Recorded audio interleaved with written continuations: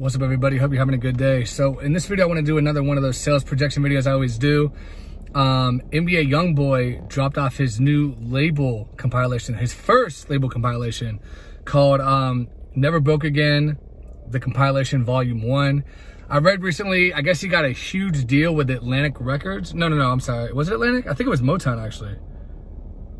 Motown Records. He's on Atlantic, but his label deal is through Motown. So that was really interesting to me because I'm like, Motown, they don't really have a lot of success in rap. The only successful rapper I think that they've ever had is the Migos.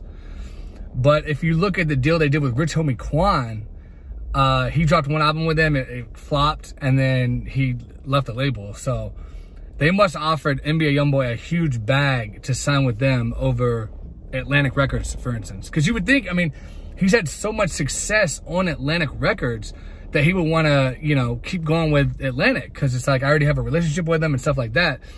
So for Motown to swoop in and grab his label as a whole was very surprising to me. We'll see how it does. I mean, it's NBA Youngboy. His fans are going to ride for him one way or the other.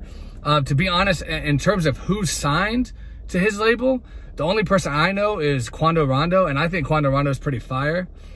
It's a shame what happened with the whole King Von situation, because Quando Rondo was actually on a big descent. Like, he was doing numbers, you know what I mean? And then it seems like whenever the King Von thing happened, people kind of picked sides, and a lot of people kind of chose King Von, and so his Quando Rondo's numbers kind of fell off significantly. So I thought that was really unfortunate because he didn't even really do anything. You know what I mean? Like, if you watch the video, King Von just kind of walked up and just punched him in the face. He didn't really like give him a chance to defend himself or, hey, let's fight or anything. It was kind of a sucker punch. You know what I mean? To be 100% honest. And then Lil Tim walked up and shot King Von, protecting his friend. So that shouldn't have fallen on Quando Rondo in a negative way, in my humble opinion. You know what I mean? But it is what it is. So maybe this label compilation will kind of help Quando Rondo kind of find his footing again, because I think he's pretty fire, to be honest with you. And look, this compilation, even though, you know, it's not a solo NBA Youngboy album, it's going to do pretty good numbers, because unless Motown just completely fumbles this, like they did with Rich Homie Quan, I mean, NBA Youngboy's fans are going to come out for him. I mean, Sincerely Control, I did a prediction video on that.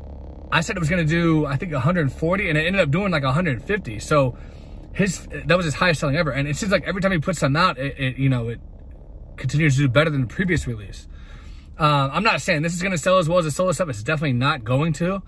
But I mean, it's got 18 songs, and from what I saw, it looks like NBA Youngboy is on like every song. So I haven't listened to it yet to verify that, but from the track list, it looks like he is.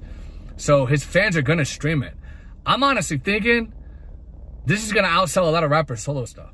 Like, this is probably going to sell like, man, don't be shocked if this hits like 50, 60K. And for a label compilation, that is insane. For, to kind of compare it to another label compilation, Young Dolph, RIP to Young Dolph, he dropped off a label compilation, Paper Route Illuminati, back in July. That was actually his last official release before his untimely death earlier this week. That ended up debuting at number 22 on the charts, and that was independent, which is phenomenal. And it sold, I think, I want to say around 18,000 copies, which I thought that was great.